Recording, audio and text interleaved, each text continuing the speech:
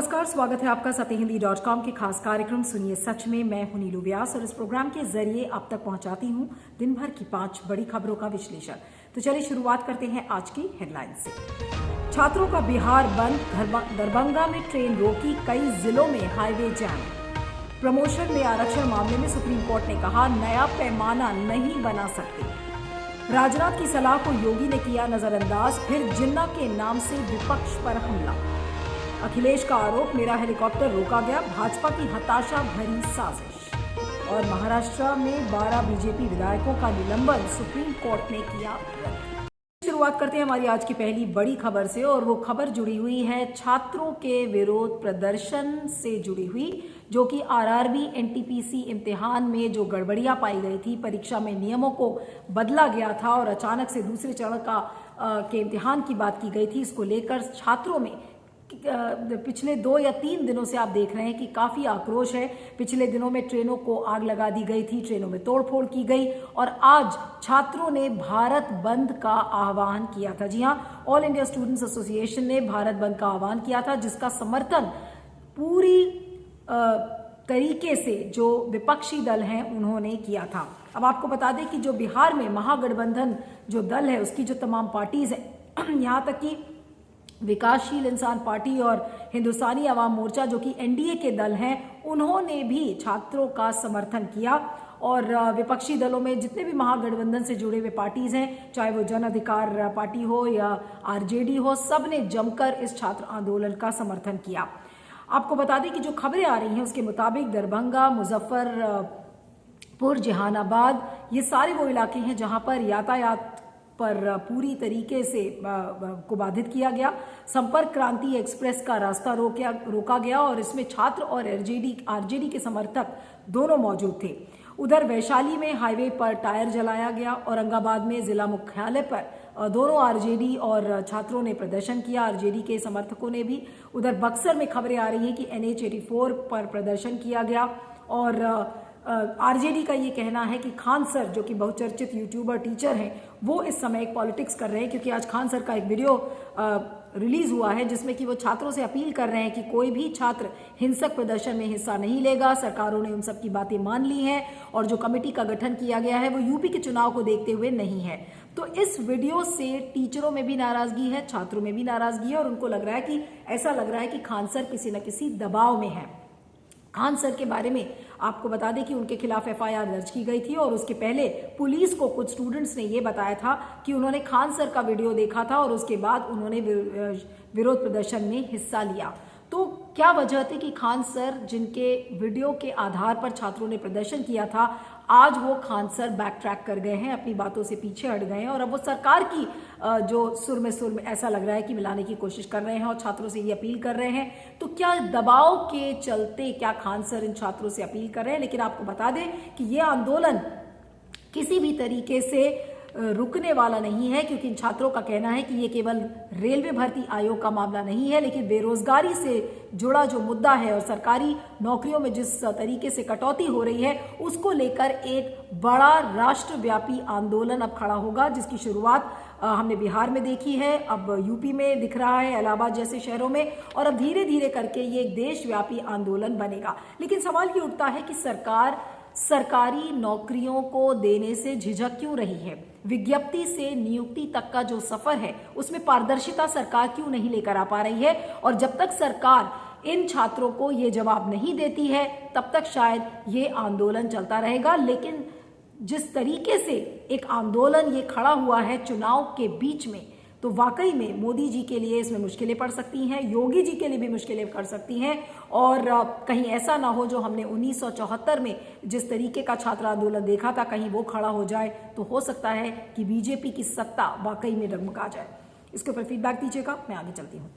अब बात करते हैं सुप्रीम कोर्ट के एक बड़े फैसले की और सुप्रीम कोर्ट ने आज प्रमोशन में आरक्षण की पर एक बड़ा फैसला सुनाया है। उन्होंने कहा है कि जर्नैल सिंह मामले में, आपको अगर याद हो तो 2018 में ये जो संबंधित पूरा विवाद था, तो एससी ने ये कहा था कि जो क्वांटिफाइबल डेटा है, अगर किसी राज्य को लगता है कि आरक्षण प्रमोशन में करना चाहिए तो उसके पास क्वांटिफाइबल डेटा होना चाहिए और ट्रिपल टेस्ट की बात उसमें कही गई थी।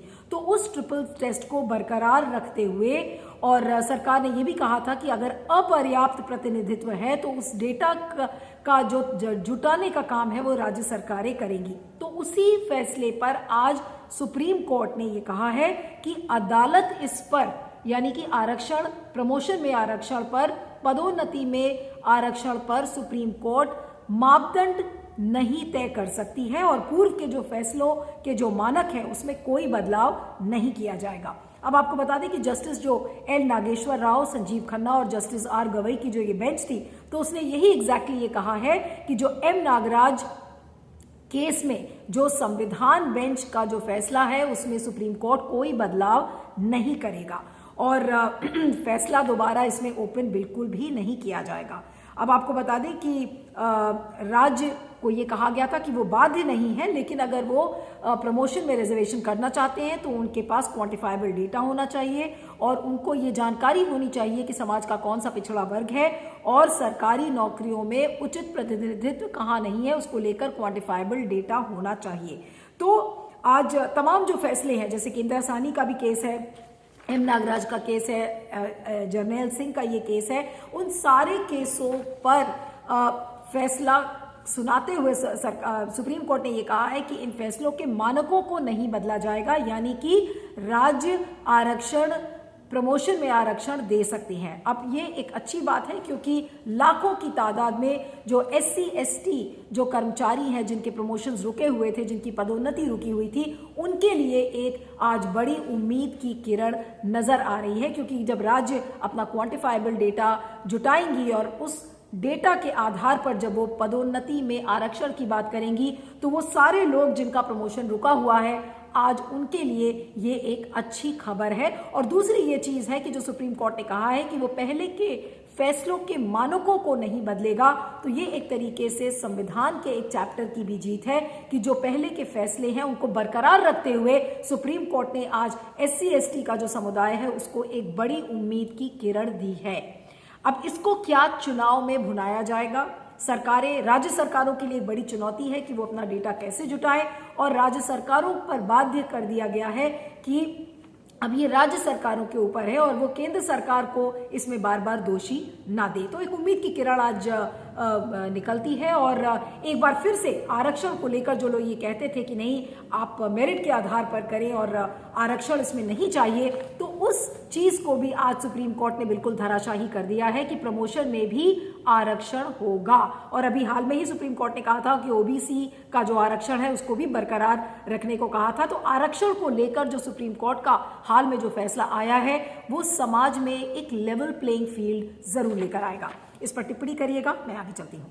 खबर में बात करते हैं उत्तर प्रदेश चुनाव की और आज योगी आदित्यनाथ जो उत्तर प्रदेश के मुख्यमंत्री हैं उनको फिर से एक बार जिन्ना की याद आ गई। अभी कल ही जो रक्षा मंत्री हैं राजनाथ सिंह और वो गाजियाबाद के दौरे पर थे, तो उन्होंने कहा कि जितने भी राजनीतिक दल हैं उन्हें किसानों के गन्ना की बात करनी चाहिए, बल्कि जिन्ना की नहीं। उन्होंने कहा कि पता नहीं राजनीतिक दल जिन्ना को बार बार क्यों याद करते हैं, लेकिन राजनाथ सिंह की बातों का नजरअंदाज करते हुए योगी आदित्यनाथ ने ये कहा और फिर से जिन्ना को याद किया और उन्होंने कहा कि जो विपक्षी दल हैं वो जिन्ना के पुजारी हैं और हम लोग सरदार पटेल के पुजारी हैं और पाकिस्तान इनके बहुत करीब है और हम अपने जान में उछावर करते हैं माँ भारती के लिए। तो बार बार जिन्ना को याद किया है। और आपको बता दें कि जो प्रथम चरण में जो चुनाव होने हैं 10 फरवरी को, वहां पर जो पश्चिमी उत्तर प्रदेश का इलाका है, आपको बता दें कि जिन्ना को 2018 से ही बार बार लोग याद करते आ रहे हैं, उसके पहले से भी याद करते आ रहे हैं, लेकिन 2018 में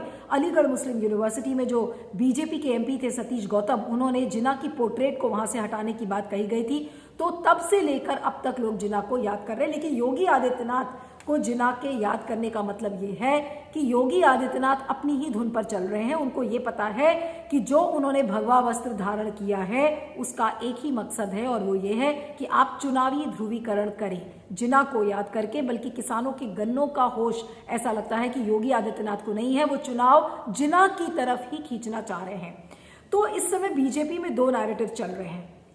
एक जो सेक्युलर फेस ऑफ बीजेपी है जैसे कि राजनाथ सिंह, वो किसानों के गन्नों की बात करते हैं, लेकिन जो हार्ड लाइन और जो कट्टरपंथी जो बीजेपी का जो ग्रुप है जिसमें कि योगी आदित्यनाथ आते हैं, वो इस समय चुनावी ध्रुवीकरण हिंदू और मुसलमान कर रहे हैं। यानी कि दो तरीके का नैरेटिव चल रहा है। राजनाथ सिंह एक बात कहते हैं और योगी आदित्यनाथ उसको पलट देते हैं। यानी कि योगी आदित्यनाथ राजनाथ सिंह की बातों को तो नजरअंदाज कर ही रहे हैं, लेकिन जो बीजेपी की रणनीति है वो इससे बिल्कुल साफ हो गई है कि एक तरफ हम किसानों की बात करेंगे और दूसरी तरफ हम हिंदू और मुसलमानों को बांटने का काम करेंगे। अब ऐसे में क्या जनता मूर्ख है? क्या जनता को ये बातें समझ में नहीं आ रही हैं कि किस तरीके की राजनीति बीजेपी खेल रही है? इसलिए जनता को बेवकूफ ना बनाए। इस पर फीडबैक दीजिएगा, मैं आगे चलती हूँ। अगली खबर भी हमारी उत्तर प्रदेश के चुनाव से जुड़ी हुई है। आज समाजवादी पार्टी के अध्यक्ष और पूर्व मुख्यमंत्री अखिलेश यादव को आज एक प्रेस कॉन्फ्रेंस करनी थी 1 बजे मुजफ्फर नगर में, लेकिन उनके हवाई जहाज को उनका जो हेलीकॉप्टर जो उड़कर जाना था उसको रोके रखा गया, ऐसा कहना है अखिलेश यादव का। उनकी 1 बजे प्रेस कॉन्फ्रेंस थी और 2:30 बजे तक वो दिल्ली में ही थे। तो उन्होंने ट्वीट किया कि जिस तरीके से मेरे हेलीकॉप्टर को उड़ने के लिए इजाजत नहीं मिली है वो हारती हुई बीजेपी की हताशा है, साजिश है और जनता इसे ठीक से समझती है। हालांकि उनकी उड़ान को मंजूरी दे दी गई और उड़ते वक्त भी अखिलेश यादव ट्वीट करने से बाज नहीं आए और उन्होंने ये कहा कि हम जीत की ऐतिहासिक उड़ान भरने जा रहे हैं और सत्ता का दुरुपयोग हारते लोगों की निशानी है। तो एक कड़ा हमला आज अखिलेश यादव ने फिर से किया और भले ही उनकी उड़ान में देरी रही हो किसी और टेक्निकल कारण से, लेकिन उसको लेकर राजनीति गर्मा गई और अखिलेश यादव ने ये मौका नहीं छोड़ा और कहा कि देखिए उनके हेलीकॉप्टर को उड़ने की इजाजत नहीं दी गई। लेकिन जब ट्वीट किया तो फिर बीजेपी या हो सकता है कि सरकार के लोगों ने उनको उनके हेलीकॉप्टर को उड़ने की इजाजत दे दी गई हो। अच्छी खासी राजनीति इस पर गर्मा गई है और इसको लेकर अखिलेश यादव बार बार कह रहे हैं कि देखिए जो बार बार वो कह रहे थे कि विपक्ष की आवाज को दबाने की कोशिश की जा रही है। आज उनकी एक जॉइंट प्रेस कॉन्फ्रेंस थी आरएलडी के साथ और उस प्रेस कॉन्फ्रेंस में अखिलेश यादव ना पहुंच पाए। क्या ये थी बीजेपी की मंशा? क्या अखिलेश यादव न बोल सके? क्या ये थी बीजेपी की मंशा? तो इन तमाम अटकलों से आप उसको नजरअंदाज नहीं कर सकते हैं जो अखिलेश यादव कह रहे हैं। हेलीकॉप्टर में देरी क्यों की गई, ये भी एक बड़ा मसला है। क्यों नहीं जाने दिया गया और इसको लेकर किस तरीके की राजनीति बीजेपी और समाजवादी पार्टी के बीच में हो रही है, ये एक बीजेपी का कड़ा मुकाबला जो उत्तर प्रदेश में है, ये इसका एक छोटा सा उदाहरण है और उस बात को और पुख्ता करता है जो अखिलेश यादव कह रहे हैं कि देखिए हमें यहाँ पर हमारी आवाज को खत्म करने की कोशिश की जा रही है, हमारा दमन हो रहा है और राजनीति में हमें लेवल प्लेइंग फील्ड नहीं मिल रहा है। आखिर बीजेपी ये ओछी राजनीति से क्यों नहीं बाज आ रही है? इसको लेकर फीडबैक जरूर दीजिएगा, मैं आगे चलती हूँ।